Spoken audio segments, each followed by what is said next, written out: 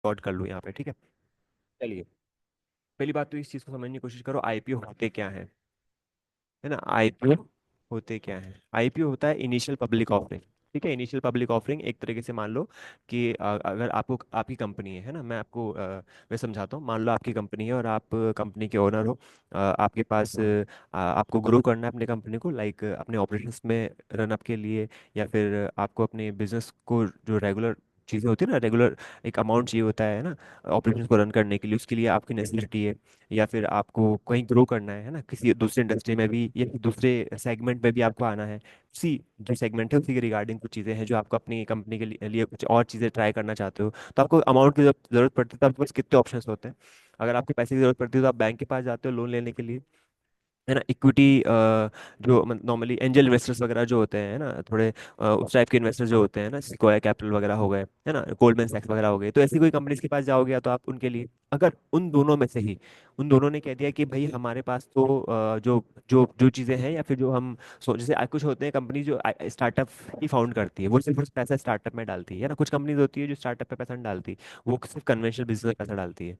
ठीक है, तो जब आपको पैसे की जरूरत पड़ेगी तो आप कहाँ जाओगे।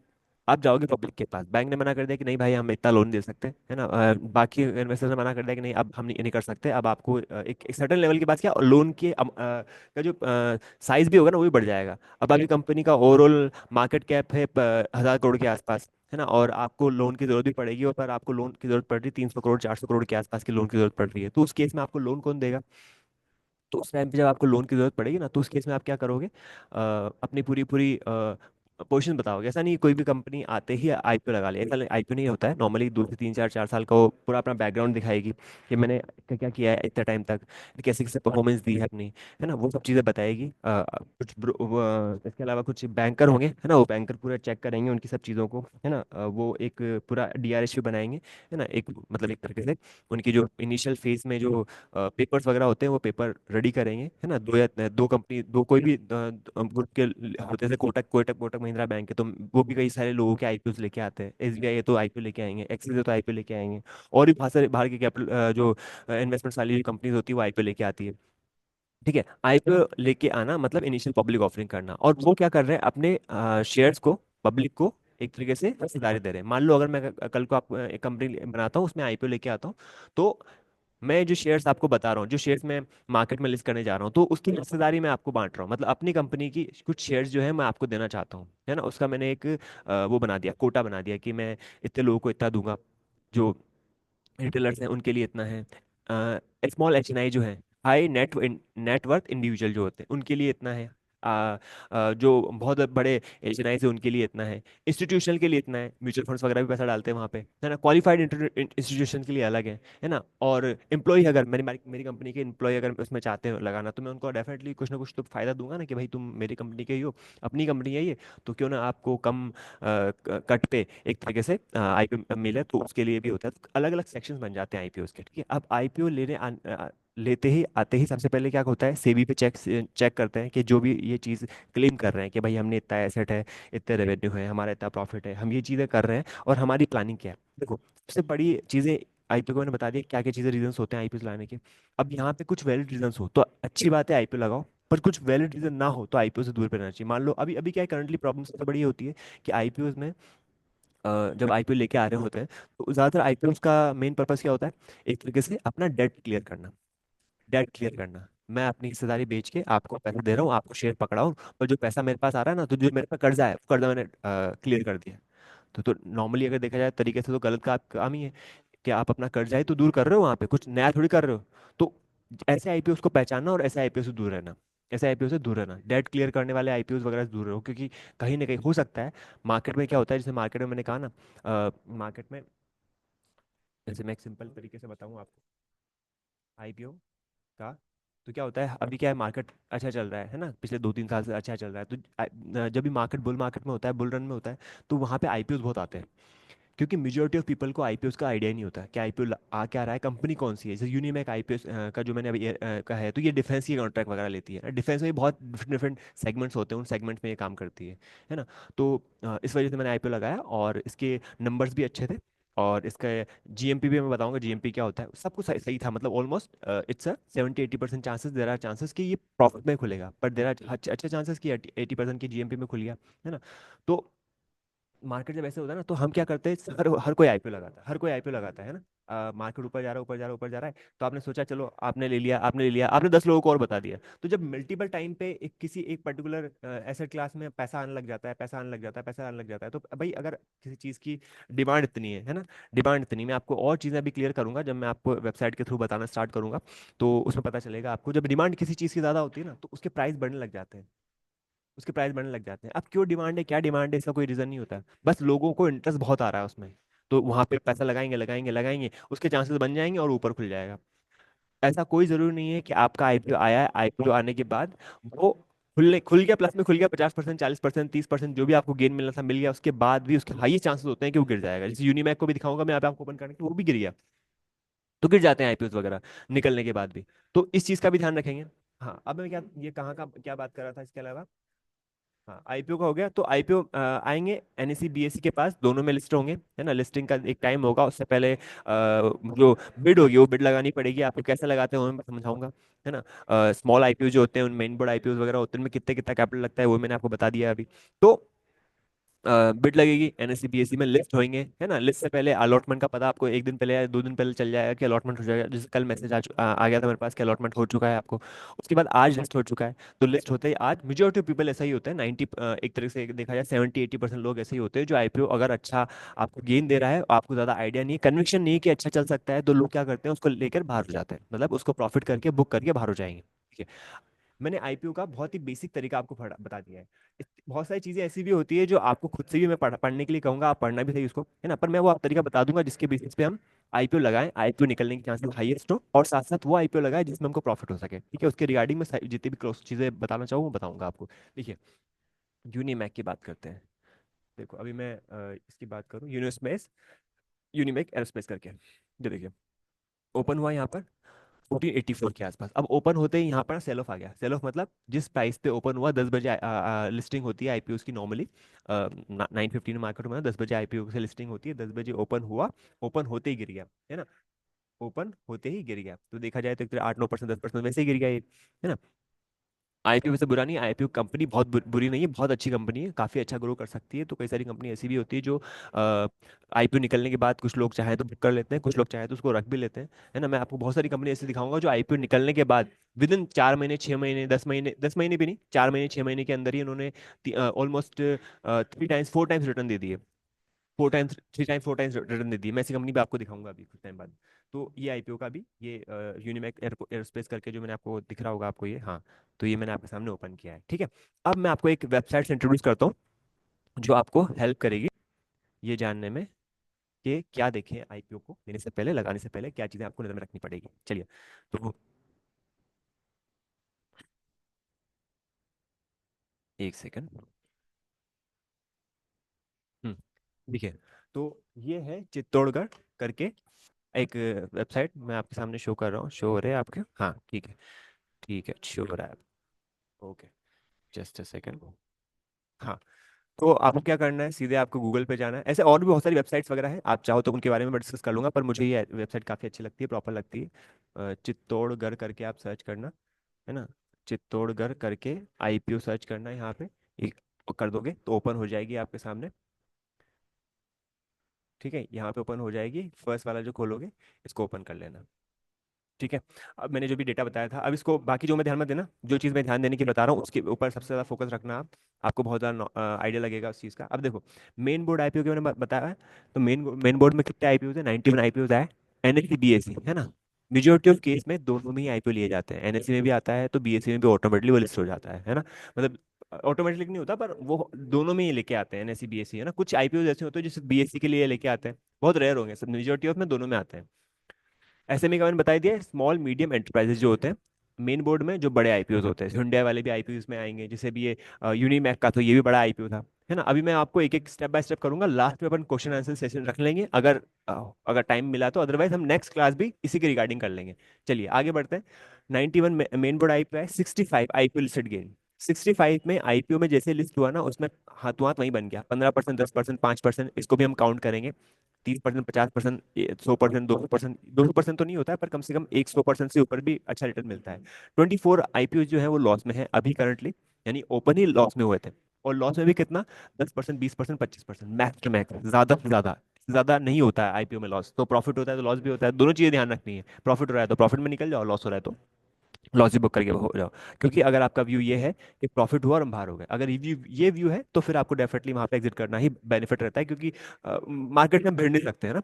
और आईपीओ में ऐसा ही होता है, आईपीओ में क्या होता है, प्रेशर होता है, फोर्स होता है। लोग लगाएंगे लगाएंगे लगाएंगे, ऊपर ले जाएंगे, लो, पर उसके बाद जब लोग सेल करना स्टार्ट करेंगे, जैसे मैंने आपको अभी यूनिमैक का दिखाया, कितना एकदम से कितनी बड़ी कैंडल बन गई, तो कभी स्टक नहीं होना आपको, है ना। आईपीओ में अगर आपका व्यू क्लियर नहीं, कि नहीं विजन रखना आने वाले टाइम पे।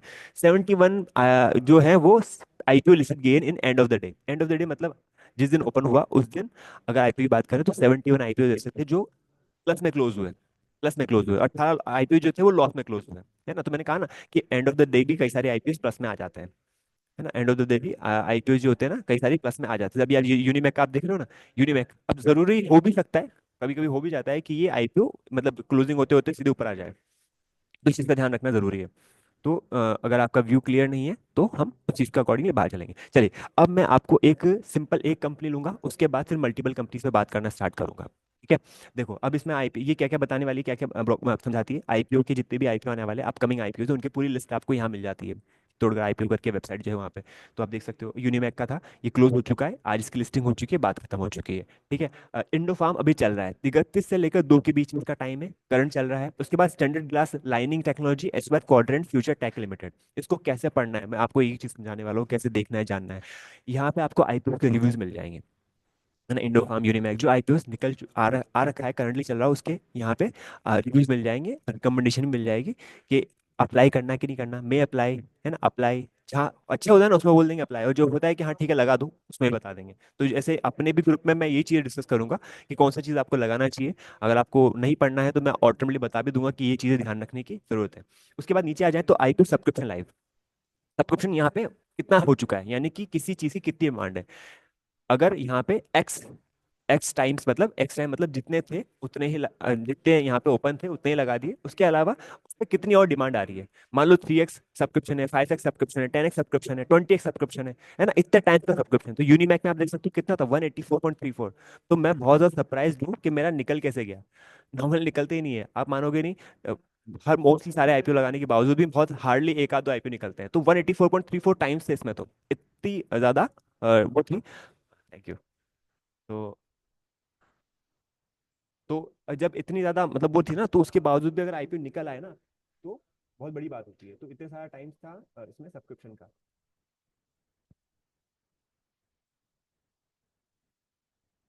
जैसे से का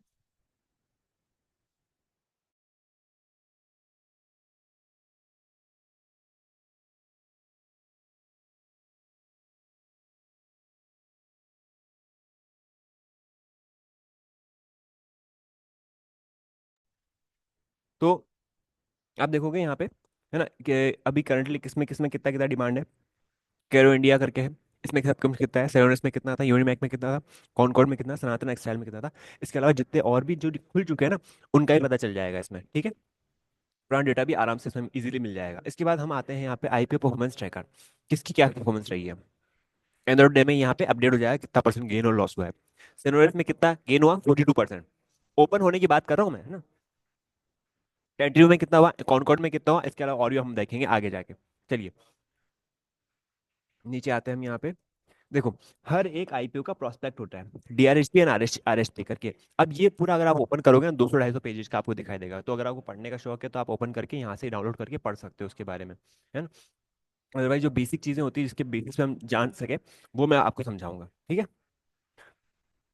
डीआरएफसी क्या होती है, ड्राफ्ट रेड हेयरिंग प्रोस्पेक्ट्स और रेड हेयरिंग प्रोस्पेक्ट्स करके, इसकी फुल फॉर्म हम देखें यहाँ पे, ठीक है। आगे हम आते हैं आईपीओ बेसिक अलॉटमेंट वगैरह भी आप यहाँ पे थोड़ा बहुत देख सकते हो।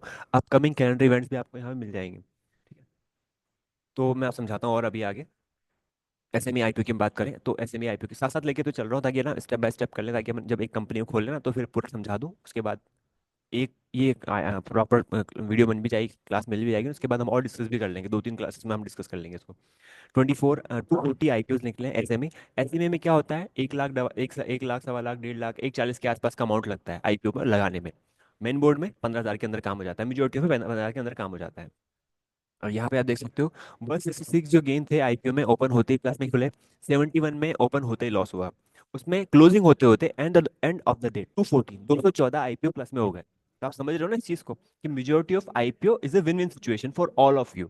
जिसको नहीं समझे, जिसको कोई पता नहीं, तो उसको नॉर्मली अगर वो आंखें बंद करी हुई आईपीओ लगाता है, तो देर हाई चांसेस कि वो पैसा बना लेगा। पर जिसमें कुछ में लॉस होता है ना, उसमें बुक बुक करके बाहर होने में कोई बुराई नहीं है, मतलब, है ना। तो वर्स्ट के सिनारियो में हर किसी को लॉस नहीं होता, क्योंकि हम अब बुल मार्केट में चल रहे हैं, बुल मार्केट में पैसा बनता ही बनता है। अब बात अलग है वो, कि आपको आईफोन नहीं मिलता, जैसे मेरे को नहीं मिलता, नॉर्मली बहुत रेयरली मिल जाता है। अब बताते हैं ये सब, यहाँ पे सेम चीज़ है, आप इसके बारे में पढ़ सकते हो। आगे आ जाते हैं हम यहाँ पे मेन बोर्ड आईपीओ के बारे में, फिर से ओपन करते हैं। यहाँ पे अभी करंटली कौन सा चल रहा है, इंडो फार्म इक्विपमेंट, है ना। एक एक चीज़ ठीक से समझने की कोशिश करना, मैं आपको स्टेप बाय स्टेप हर चीज़ समझाने की कोशिश करूंगा। इंडो फार्म इक्विपमेंट करके लिमिटेड है, अब इसका पूरा पूरा यहाँ पे ओपन हो जाएगा, आप इसको पढ़ना स्टार्ट करो। क्या, equipment is a book build issue 260.15 CR, the issue is a combination of fresh issue 0.86 shares aggregating of 184.90। भाई बुक बिल्ड इशू कितना है, 260 करोड़ का ये आईपीओ लेके आ रहे हैं यहाँ पे। इतना यहाँ पे अपना जो शेयर्स जो है यहाँ पे, इतने का हम यहाँ पे एक्चुअली क्या कर रहे हैं, एग्रीगेटिंग यहाँ पे 184.90 करोड़ का offer for sale, and 0.5 share aggregating of 75.25 crore का, है ना। तो इन्होंने कैटेगराइज कर दिया कि कितना यहाँ पे हम शेयर्स लिस्ट करने वाले हैं, कितना हम यहाँ पे अपनी जो हिस्सेदारी है उसको बेचने वाले हैं। Indo farm Equipment IP bidding open for subscription 31 December 2024 and will close on 2 January 2024। ठीक है। Allotment for the Indo farm Equipment IP is expected to finalise on Friday. आगे पढ़ सकते हो। इक्विपमेंट आईपीओ प्राइस बैंड देख लो आप, 204 से लेकर 215, है ना, प्राइस बैंड। बैंड बैंड होती है ना, कि 204 से 215, तो मेजोरिटी ऑफ पीपल 215 पर ही भरते हैं, है ना। ये क्या है, एक तरह से लॉटरी वाला काइंड है ना, तो आप भर दो कि आज 204 पे लूंगा मैं, तो जरूरी नहीं मिल जाए। सबसे सारे लोग 215 पे लेने के लिए तैयार है, तो आप 215 पे भर दो उसको, है ना। Minimum lot size of application 69। अब इसका क्या है, स्टॉक का प्राइस छोटा दे रखा है इसने, 204 215 है, तो टोटल कितने हो जाएंगे, है ना। Minimum lot size for an application is 69, minimum amount of invested retail is 14,835। मैंने कहा ना 15,000 के अंदर होता है। Minimum lot size investment for a small NIIs, है ना, 14 लॉट्स हो सकते हैं। और अमाउंट भी इतना, जो थोड़े बिग NIIs होंगे उनका 68 लॉट्स वगैरह हो जाएंगे यहाँ पे। ठीक है। आगे हम यहाँ पे आते हैं, तो आप देखिएगा लिस्टिंग की वैल्यू, लिस्टिंग का डेट है, अब वो अपडेट हो जाएगा तो यहाँ पे आ जाएगा। फेस वैल्यू आप देख सकते हो, फेस वैल्यू मतलब 10 रुपये पर शेयर के ऊपर से ही निकलते हैं। फेस वैल्यू को मैं प्रॉपरली एक बार डिस्कस करूंगा अच्छे से, मतलब एक तरीके से एक बेसिक शेयर की प्राइस वगैरह होती है वहाँ पे। और मेजोरिटी ऑफ जितने फेस वैल्यू होती है 10 रुपये 5 रुपये ही रहती है, इससे ज़्यादा नहीं होती, इससे कम नहीं होती है। प्राइस बैंड दे रखा है, लॉट साइज का, शेयर का साइज दे रखा है, टोटल इशू साइज यहाँ पे दे रखा है, कितने शेयर्स यहाँ पे एग्रीगेटिंग ये निकालने वाले हैं, फ्रेश इशू देख रखा है कितना हम ये अभी करंटली निकालने वाले हैं, ऑफर फॉर सेल आप यहाँ पे देख सकते हो, इशू टाइप आप देख सकते हो, जहाँ पे होने वाली लिस्टिंग वहाँ देख सकते हो, शेयर होल्डिंग पर इशू कितना होने वाला है, और शेयर होल्डिंग पोस्ट इशू, मतलब अभी प्री इशू में कितने शेयर हैं और पोस्ट इशू में कितने हो जाएंगे। IPO open date, IPO close date, basis of allotment, initiation of refund, जो पैसा जो आप लगाते हो वो वापस रिफंड भी हो जाता है अगर आपका आईपीओ नहीं निकलता है तो। लिस्टिंग डेट आप देख सकते हो, cut off time for UPI mandate. जब भी आप आईपीओ लगाते हो तो आपको डीमेट में अमाउंट नहीं रखना, आपको अपने बैंक अकाउंट में अमाउंट रखना है। तो आप जैसे डीमेट अपना आईपीओ लगाओगे, आईपीओ निकलने के बाद आपको यूपीआई मैंडेट करना पड़ेगा, है ना। ब्लॉक हो जाएगा वो 15,000 रुपये, जब वो ओपन होगा तो वो पैसा आपके हाथों हाथ हो गया तो उसमें आईपीओ लग जाएगा, और नहीं नहीं हुआ, आपको अलॉट नहीं हुआ आईपीओ, तो आपका पैसा 2 से 1 दिन के अंदर, या जब भी उसका टाइम होगा वापस मैंडेट कंफर्मेशन करने का, तो वापस जो पैसा है वो आपके अकाउंट में ऑटोमेटिकली आ जाएगा। ये चीज़ें होता है, ब्लॉक होता है एक तरीके से पैसा। आगे हम देखें रिटेल का, आप देख सकते हो मिनिमम कितने लॉट लगा सकते हैं रिटेल, है ना। रिटेल मैक्सिमम कितना लगा सकते हैं, 13 लॉट, है ना, इसमें। तो आप देख सकते हो स्मॉल HNI का कितना दे रखा है यहाँ पे, है ना। स्मॉल HNI मैक्सिमम कितना लॉट लगा सकते हैं, बिग HNI कितना लगा सकते हैं मिनिमम, और ही बाकी चीज़ें आप इसमें पूरा पढ़ सकते हो। एंकर इन्वेस्टर शेयर्स, अब इसको पढ़ना चाहो तो आप पढ़ो, इतना कोई नेसेसिटी नहीं है। Big HNI, small HNI, retail share offered, है ना, टोटल शेयर ऑफर्ड कितना क्या है, इंडो फार्म वगैरह, जो मेन चीज़ है पढ़ने की वो मैं आपको समझाता हूँ। शेयर्स ऑफर्ड, एंकर ऑफर्ड, भाई ये सब चीज़। About Indo farm equipment, company करती क्या है भाई, ये जानना जरूरी है ना। इंडो फार्म इक्विपमेंट के बारे में पढ़ो। 1994, Indo farm Equipment limited is engaging in manufacturing tractors, pick and carry cranes and other harvesting equipments, है ना, मतलब एग्रीकल्चर से रिलेटेड, एग्रीकल्चर के जो इक्विपमेंट्स वगैरह उनसे रिलेटेड कंपनी है, ये चीज़ बनाती है। आगे हम देखेंगे ट्रू ब्रांड्स, इंडो फार्म के नाम से, इंडो पावर के नाम से इसके ब्रांड है। Export their products like like Nepal, Syria, Sudan, Bangladesh, Myanmar. कहाँ पे एक्सपोर्ट हो रही है आपने देख लिया, पढ़ लिया। Company manufacture tractor range 16 house power से लेकर 110 हॉर्स पावर के बीच में। Pick and carry cranes range 9 to 10 ton. Facility कहाँ है? बड्डी, हिमाचल प्रदेश में। इस्पान इतना इनका मीटर्स का एक वो है, फैक्ट्री वगैरह। Includes foundry, machine shop and assembly unit. ठीक है, सब यहीं पे है। 12,000 tractors and 1280 pickup and carry production capacity annually. साल की कितने कैपेसिटी वगैरह है? ठीक है, अगर आप कंपेरिजन करना चाहो, देखना चाहो कि इसके इस फील्ड में और कितने कितने प्लेयर्स अवेलेबल है, तो आप उसको बारे में जान सकते हो, पढ़ सकते हो, समझ सकते हो, है ना। गूगल करोगे तो इजीली मिल जाएगा। कंपनी स्पैन 1,47,000 इतना स्क्वायर फीट मीटर्स का इंडस्ट्रियल लैंड है इनका। यहाँ पर housing capacity, foundry, machine shop, fabrication, सब वो से ऊपर पढ़ ही लिया अपन ने यार। उसके बाद they have acquired additional industrial land near इतना for a new pickup and carry manufacturing. मतलब एक तरह से क्या करना है इनको, तो क्या करना है, कैपेक्स करना है, यानी कैपेसिटी एक्सपेंडिचर करना है। आगे पढ़ो इसके बारे में और जानना चाहो तो उसके बाद आगे तो कंप्यूटर स्ट्रेंथ देख लो आप। Fully integrated establish manufacturing setup है इनका, है ना। वेल एजुकेटेड, जी तो सब लिखते ही हैं। अपनी अपनी कंपनी के बारे में ना हर कोई तारीफ ही करेगा, इस चीज़ का ध्यान रखना। तो आईपीओ को ठीक से पढ़ना, समझना, ये जानना बहुत ज़रूरी है। हर कोई कंपनी ये कहता है कि हम इंडिया द बिगेस्ट जो भी है, या फिर हम लीडिंग और लीडेस्ट, है ना, ये सब चीज़ें लिखते ही हैं। तो ये जानना ज़रूरी है कि इन पे नहीं पाना, जो नंबर्स होते हैं उस पर ध्यान देना। फुल एजुकेट हो गया, वेल एजुकेट हो गया, एनबीएफसी खुद का सेटअप है। अब क्या होता है, ट्रैक्टर हो गए, जो इक्विपमेंट्स वगैरह होते हैं ना, किसानों के पास इतना पैसा नहीं होता, तो वो कहीं से क्या होता है, एनबीएफसी से सेटअप करते हैं, बैंक को सेटअप करते हैं। तो उनके पास खुद की ही बना रखी इन्होंने। Manufacturing wide range of product acceptability multiple countries like this. आगे बढ़ते हैं। अब आया मेन चीज, फाइनेंशियल्स जो दे रखे हैं वो जानना जरूरी है। ये जानना, देखो 2022 में इनके दो 619 पॉइंट इतना समथिंग सीआर का क्या था, एसेट था। 622 हुआ, 647 हुआ, 644 हुआ। तो ग्रेजुअली बढ़ा, ज़्यादा बहुत ड्रास्टिक नहीं बढ़ा, पर बढ़ा। रेवेन्यू 352, 371, 375, बट यहाँ पे कम हो गया। क्या रीज़न है कम होने का? कुछ ना कुछ होगा, पढ़ते हैं उसके बारे में भी, है ना। तो है ना, सब में हुआ। Revenue, profit after tax 13 crore का, 15 करोड़ का, 15 करोड़ का, फिर 2 ढाई करोड़ का। तो क्या रीजन हुआ होगा उसके बारे में जानते हैं, है ना। नेटवर्थ क्या है? 274, 290, 217। तो नेटवर्थ तो बड़ी है। बाकी चीज़ों में कमजोरी है, मतलब कहीं ना कहीं पैसा उन्होंने क्या होगा, इन्वेस्ट किया होगा, री इन्वेस्ट किया होगा, कहीं डाला होगा, कुछ ना कुछ, या तो सेटबैक देखा होगा, कुछ ना कुछ रीजन होगा, इसलिए इनका आईपीओ। अभी ऑब्जेक्ट भी देखेंगे कि ऑब्जेक्ट क्या है आईपीओ लेके आने का। आगे बढ़ते हैं। टोटल बोरोइंग आप देख सकते हो, बोरोइंग का तो हमेशा ही आपको हर जगह दिखाई देगा। आरओसी, आरओई, जो कि मैंने आपको हमेशा बता रखा है, कोई भी बिजनेस जब बिजनेस करते हैं ना, बिजनेस की ग्रोथ 15% से ऊपर होनी चाहिए। रिटर्न ऑन इक्विटी कितना है? 15% के आसपास, या 15% से ऊपर हो तो बहुत अच्छी बात है। पर कईयों में कम भी होती है, तो इसका नेगेटिव फैक्टर नहीं है कि वो जरूरी नहीं है कि बुरी है ना। तो मैं अभी आपको वो बताऊंगा पॉइंट्स, कि इन पॉइंट्स को ध्यान रखना बहुत जरूरी है आईपीओ लगाने से पहले। तो 5% है, 8% है, विच इज़ क्वाइट डिसेंट। अच्छा भी नहीं है, बुरा भी नहीं है, मतलब एक तरीके से मतलब अच्छा ज़्यादा नहीं है, बुरे का मैं बात नहीं करूंगा। आगे बढ़ता हूँ। डेट इक्विटी एक के अंदर, ये चीज़ें मैं बाद में कभी किसी अच्छे प्रॉपर वीडियो में एक्सप्लेन करूंगा। एक पर एक के नीचे होना चाहिए डेट इक्विटी। आगे देखो ईपीएस, ईपीएस मतलब earning per share. P IPO, IPO से पहले अर्निंग पर शेयर कितना है? 4 रुपये के अराउंड। पोस्ट आईपीओ कितना हो जाएगा? 2 रुपये। ठीक है, मतलब 1 रुपये के मतलब अब मैं समझाऊंगा इसको। पी कितना है? 54। उसके बाद कितना हो जाएगा? 105, जो कि बहुत ज्यादा ड्रास्टिक हाई हो जाएगा। पी 105 हो जाएगा, जो कि सही नहीं है ना। ऑब्जेक्ट क्या है? Setting up new dedicated unit, repayment और prepayment in full part. देख लो आप, रीपेमेंट और prepayment of full part certain borrowings. क्या कर रही है कंपनी? अपना डेट क्लियर कर रही है। पढ़ लिया आपने, इस चीज को जान लिया। ये चीज, ये लाइंस हमेशा देखना, ऑब्जेक्ट क्या है कंपनी का।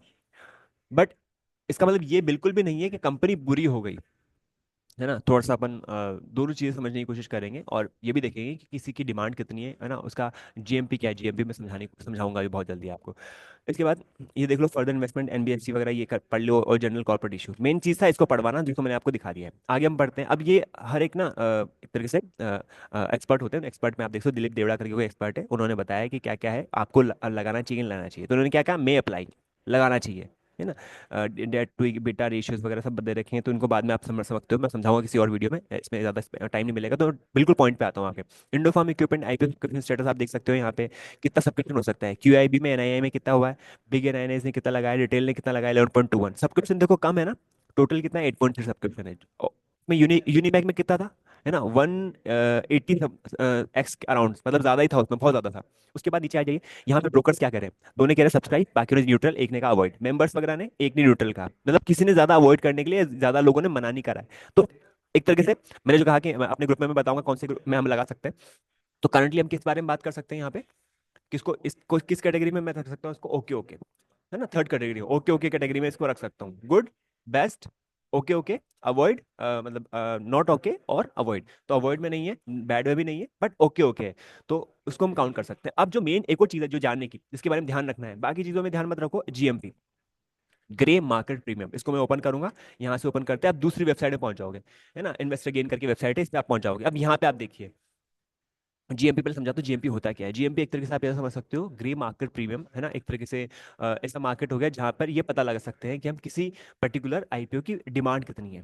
भाई जीएमपी मतलब एक तरह से मान लो कि आपका आईपीओ निकल आया, और आपका आईपीओ से निकलने से पहले ही मैंने आपसे कांटेक्ट किया और आपसे कहा कि भाई ये आईपीओ अगर आपका निकलता है तो मैं पैसा ऑलरेडी आपको देने के लिए तैयार हूँ, है ना। वो आपको 10,000 का गेन होने वाला है, पर मैं आपको शॉर्ट शॉर्ट 5,000 रुपये देने के लिए तैयार हूँ, है ना। कुछ लोग क्या होंगे कि हाँ ठीक है यार, प्रॉफिट हो रहा है ना, लेके बाहर हो जाओ, है ना। बहुत बहुत ह्यूज अमाउंट में होता है ये सब चीज़ें, मतलब बहुत बड़े लेवल पे होता है ना। तो मतलब एक तरह से आप ये मान सकते हो कि एक अनऑथराइज अनरेगुलेटेड मार्केट है जो ये चीज़ ट्रैक कर रहा है कि जीएमपी कितना है किसी चीज़ का, कितनी किसकी डिमांड कितनी है ना। तो जीएमपी मतलब ग्रे मार्केट प्रीमियम प्लस में होता है, अच्छा बढ़ता है, तो इससे इसके बेसिस से हम ये डिसीजन ले सकते हैं कि ये कंपनी अच्छा खुल सकती है। किसी का जीएमपी खराब हो तो भी उसको हम अवॉइड भी कर सकते हैं उसके बेसिस पे, है ना। जीएमपी थोड़ा मैटर करता है, लाइक किसी भी आईपीओ को लगाने से पहले जीएमपी पे ध्यान रखना जरूरी है, तो इसलिए आपको उस पर नजर रखनी जरूरी है। ठीक है, मैं और बताऊंगा जीएमपी के बारे में और आने वाली वीडियोस के बारे में। अभी आप देख सकते हो, we update GMP daily basis, 21 session grey market activities, IPO GMP trending upward, expecting good strong listing,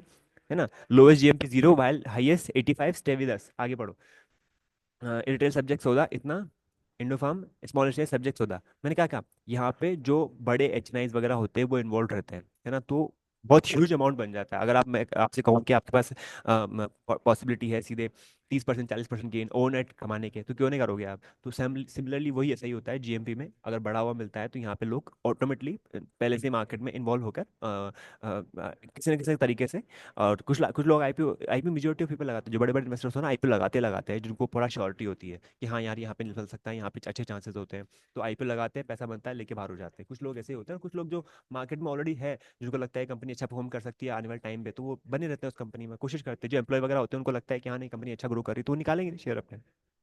आगे बढ़ते हैं। जीएमपी, देखिए अब जब से आईपीओ का नाम आया, है ना, आईपीओ का प्राइस कितना है? 215। जीएमपी कितना था उस दिन? 21 रुपए का, मतलब बढ़ते हुए कितना, 10% का गेन है, मतलब ओपन होते ही 10% का गेन तो वैसे ही मिलने वाला है मुझे। उसके बाद देखो 25 तारीख को 215, 55 का गेन, 25%, 85 का गेन, 39% का। देख लो, 300 रुपये का जीएमपी, मतलब 300, 300, नहीं नहीं सॉरी, 300 पे खुलेगा सीधे, 215 प्लस 85, 300 पे खुलेगा सीधे 26 तारीख को। 27 को 215, 85, 300, है ना, 300 पे खुलेगा, फिर 295, 295, 295। उसके बाद आप देख सकते हो 27, 28, 29, 30, 31, मतलब चारों पांचों दिन यहाँ पे जो एस्टिमेट्स है इसका, वो प्लस में ही खुल रहा है। मतलब एक तरह से देर हाई चांसेस कि अगर आप आईपीओ लगाते हो ये वाला, तो ये प्लस में ही खुलेगा। क्लियर है? यहाँ पे अपनी आईपीओ की मेजॉरिटी ऑफ चीजें जो मुझे बतानी थी वो खत्म हो चुकी है। ठीक है, अब मैं आपको थोड़ा सा एक्स्ट्रा चीज़ें बताता हूँ, है ना। यहाँ पे हो गया ये आईपीओ का प्राइस वगैरह, इसमें अब और कुछ भी नहीं जानेगा, है ना। सिर्फ यहाँ पे हम जीएमपी देखने ही आते हैं, यहाँ पे ये चेक करने ही आते हैं। वापस पीछे आ जाइए, देखिए अब ये इंडो फार्म का मैंने देख लिया। अब मैं फटाफट फटाफट एक और कंपनी के बारे में और बता दूंगा तो ज़्यादा अच्छा रहेगा, है ना। एसएमई के बारे में बात करूँ, एसएमई में देखा, अभी करंटली एक आईपीओ आया हुआ है जिसके बारे में बात करोगे ना, सिटी कैम इंडिया करके, इसका सब्सक्रिप्शन बहुत ज़्यादा हो रहा है ना, मतलब बहुत ज़्यादा लोग इसको लगा रहे हैं। इससे भी यहाँ पे देखोगे ना, तो शायद मिल जाए आपको। यहाँ पे देखिए, यहाँ पे नहीं, यहाँ पे भी नहीं, यहाँ पे भी नहीं, लगा देना अगर आप कैपेसिटी रखते हो तो ना, 1.5 लाख, 1,40,000 के आसपास लगेगा इस पे पैसा। आगे बढ़ता हूँ। अब पहले इसके बारे में फटाफट देख लो आप, क्या है company, focus direct supply chain, bulk drugs, intermediate products वगैरह में, स्टील, टेक्सटाइल वगैरह, पेपर डेरिवेटिव में। टाइम नहीं है तो इसलिए मैं जल्दी थोड़ा बात कर रहा हूँ। आप मेन चीज़ क्या देखो, यहाँ देखो, एसेट क्या है, बढ़े के घटे, एसेट तो कहीं ना कहीं कम हुए हैं इनके। रेवेन्यू देखो यहाँ पे 8,500, 2,000, उसके बाद 1,900, फिर कितना हुआ। प्रॉफिट आफ्टर टैक्स देखो 23 करोड़, 36 करोड़, 111 करोड़, 19 करोड़, है ना। नेटवर्थ देख लो इसकी, बड़ी है ना। सरप्लस वगैरह देख लो, टोटल बोरिंग देख लो। उसके बाद आप देखो आरओई 15%, आरओसी ये, डेट टू इक्विटी 1 के अंदर है, ईपीएस 2 का, पोस्ट आईपीओ 1 का, पी कितना 31, उसके बाद कितना होता है 60। उसके बाद आप नीचे देखोगे, यहाँ पर देखोगे तो अवॉइड के लिए बोला है ब्रोकर ने, बट इसका जीएमपी आप देखोगे, ये जीएमपी आप ओपन करोगे ना इसका, जीएमपी देखिए आप इसका, यहाँ पे कितना 28%, 28%, 32%, 32%, है ना। और एक चीज़ और नोटिस करवाता हूँ मैं, अब इसका सब्सक्रिप्शन अगर आप चेक करोगे, अगर आप इसका सब्सक्रिप्शन चेक करोगे कितना सब्सक्रिप्शन हो रखा है यहाँ पे, तो सब्सक्रिप्शन बहुत ज़्यादा ह्यूज है, बहुत ज़्यादा हाईएस्ट लगा हुआ है अभी। अगर आप किसी ब्रोकर के वहाँ पे उस पर चेक करोगे ना, एंजल वन या फिर अपने कोटक पे चेक करोगे, तो कोटक पे आपको दिखाई देगा। ये देखो आईपीओ सब्सक्राइब 284 प्राइम्स, ये देख लो कितना 24 टाइम्स हो गया ये आईपीओ सब्सक्राइब्स। तो लोगों पे नजर नहीं, ध्यान ना, कोई सब्सक्रिप्शन बहुत ज्यादा है तो उसका मतलब ये नहीं अच्छा ही हो। आपको हर चीज़ जाननी होगी, तो हम नेक्स्ट वीडियो में इसके बारे में जानेंगे। ये मैंने बिल्कुल बेसिक चीज़ें बता दी जो आपको चेक करनी है कभी भी किसी आईपीओ को लगाने से पहले। इसके अलावा और भी बहुत सारी चीज़ें होती है जो ध्यान रखने की है, पर वो चीज़ें जो होगी ना बहुत छोटी छोटी चीज़ें हैं, तो ये थोड़ा और हम मेजर एक रिकॉर्ड कर लिया है वीडियो, तो ये मिल भी जाएगा आपको भी। यहाँ पे आके जो एसएमई आईपीओ की बात करी, मेन बोर्ड में और देख लो कौन कौन से आने वाले स्टैंडर्ड ग्लास है, क्वाड्रेंट करके इसके बारे में पढ़ो, ओपन करके चेक करो कि क्या आईपीओ की रिगार्डिंग है, क्या क्या चीज़ें करने वाला है ये, है ना, कितना आरओसी आरओई डेट टू कितना है, ये कितना है, ये कितना है ना, क्या ग्रोथ हुई है, एसेट देखो बड़े इसके, रेवेन्यू देखो बड़ा है इसका, प्रॉफिट आफ्टर टैक्स देखो ऑलमोस्ट स्टैग्नेंट रहा है, बड़ा भी है, नेटवर्थ बढ़ा हुआ है बस, टोटल बोरिंग वगैरह है बड़ी है इसकी, रेवेन्यू प्लस प्लस देखा है। तो आप इन चीज़ों को भी ध्यान में रखते हुए काम करो। अपन आने वाले टाइम में भी इसके बारे में और डिस्कस करने वाले हैं। कोई भी डाउट्स वगैरह भी अगर होगा तो अपन एक बार एक फिर से क्लास रख लेंगे जिसके बारे में सिर्फ डाउट डिस्कस करेंगे आपसे। तो ये हम कोशिश करेंगे इस चीज़ के बारे में, ठीक है। तो ये हमने पूरा यहाँ पे कंप्लीट कर लिया इसके बारे में। ओके, तो